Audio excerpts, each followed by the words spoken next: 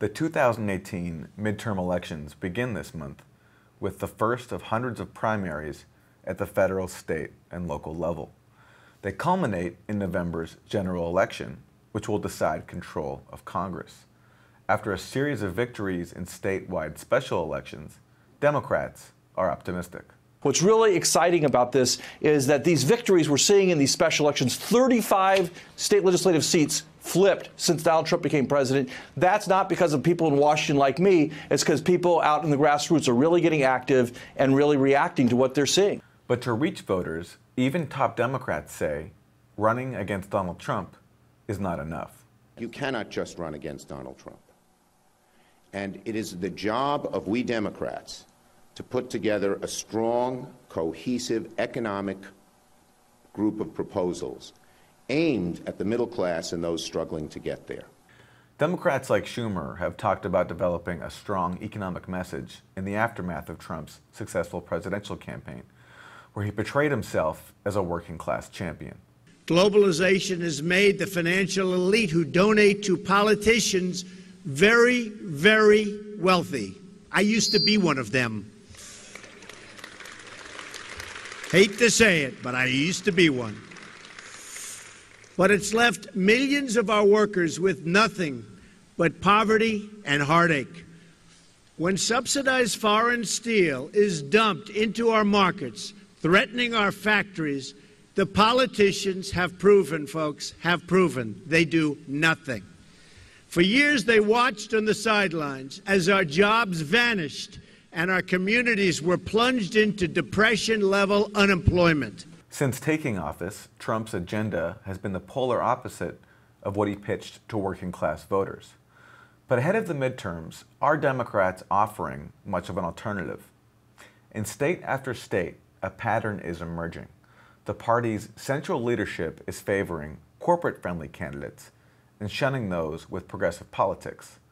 Li Fang is a reporter with The Intercept. These are first-time candidates, and they're finding in race after race that the Democratic Party establishment is doing everything they can to sideline more left-of-center candidates in favor of party-chosen, more centrist, business-friendly political candidates who can simply raise the most money and who have shown a history of being favorable to business interests. In a report for The Intercept, Fang found that the Democratic Congressional Campaign Committee and influential affiliates are most concerned not with a candidate's policies, but with their donors' pockets. Well, we've heard from candidates that the D-Trip will go out and rather than asking a candidate where they stand on the issues, what are the most important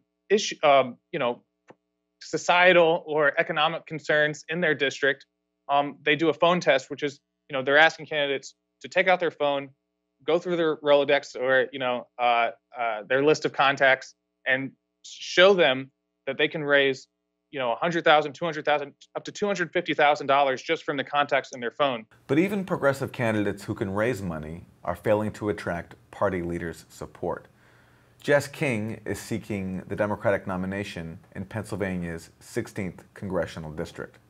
We will ensure that every American, no matter how rich or poor, has health care. We will treat the earth as our home and reject pipelines that enrich oil and gas executives while leaving our land permanently polluted. In October, King's campaign had raised over $100,000. But the national and local Democratic leadership has thrown its weight behind her opponent, CHRISTINA Hartman. This is Hartman's second run. She lost the district to Republican Lloyd Smucker in 2016. Unlike King, Hartman does not support Medicare for all. Pennsylvania is a key battleground for Democrats' hopes to take back the House and ultimately the presidency. But a recent study highlights one major obstacle. Along with Wisconsin and Michigan, Pennsylvania ranks at or near the very top of states with declining unionization between 2008 and 2016. That decline, study co-author Tom Ferguson says, is crippling Democrats' chances. There's an awful lot of self-deception in the discussions about rebuilding the Democratic Party.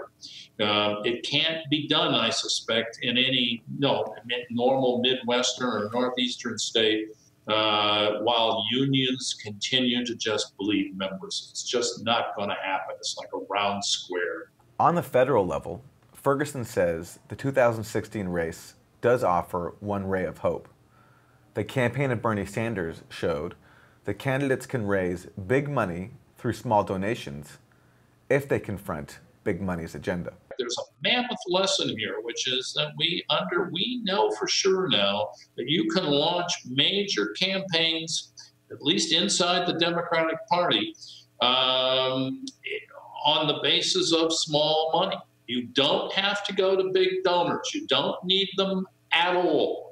Now, if you're willing to sort of do a campaign like that, that opens up, you can talk about issues that you simply cannot if you take big money. For The Real News, I'm Aaron Mate.